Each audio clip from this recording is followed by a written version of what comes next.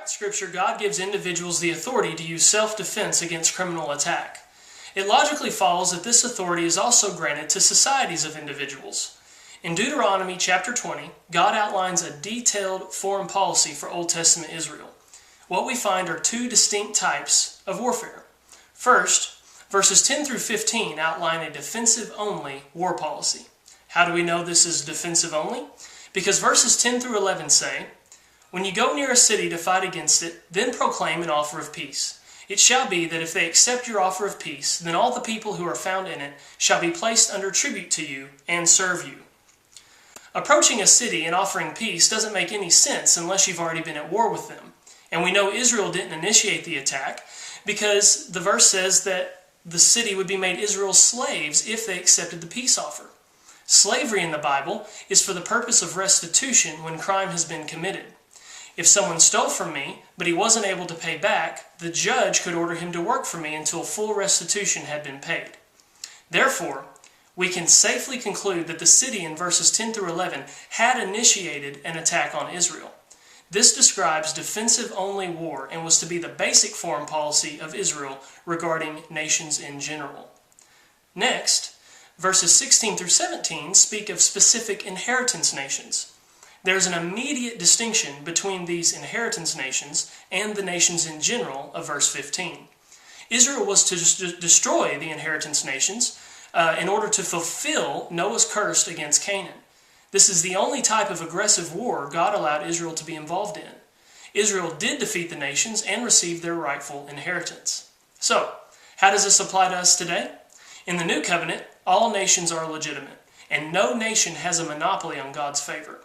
The only type of aggressive war we are told to partake in now is the Great Commission, converting people to Christianity through evangelism. The conditions for aggressive war have been fulfilled, but the defensive-only policy still stands. This principle is reflected in the Christian just war theory developed throughout church history. Ron Paul holds to Christian just war theory, and it is the foundation for his non-interventionist foreign policy. Paul wants a strong national defense, equipped and ready to defend ourselves against attack and imminent threats. Though war is sometimes necessary, it should always be a last resort. To initiate war with potential enemies before they potentially attack is not moral, nor does it benefit national security. This extreme militarism only generates more hatred towards us, which puts us at greater risk of attack. Besides, we don't have the money to fund these wars, and our economy has drained because of it. Non-interventionist foreign policy is the historical American tradition and is presupposed in our Constitution. Article 1, Section 8 gives the power to declare war to Congress, not the President. The President was never supposed to have the power to send troops wherever he wanted, whenever he wanted, for whatever reason. The balance of power was to deter the temptation to go to war. Today, presidents initiate wars without declaration and without clear direction of what our goal is or who the enemy is. As a consequence, the wars never end and we never gain victory. Not following the rule of law also breeds hypocrisy. We go to war in the name of spreading liberty, yet we replace tyrants with worse tyrants, endangering the livelihood of innocent civilians, not to mention local Christians. This is a schizophrenic foreign policy, and it's time we changed our ways. As a military veteran himself, Paul believes national defense is the most important function of the federal government, and as Commander-in-Chief, he will bring our troops home from unnecessary wars and secure America's borders. Paul has displayed unwavering leadership in Congress, being the only congressman to introduce mark and reprisal legislation after September 11th. Had Congress followed Paul's constitutional direction, bin Laden and his conspirators would have been brought to justice in a quick and timely manner, rather than 10 years, multiple wars, and thousands of deaths later.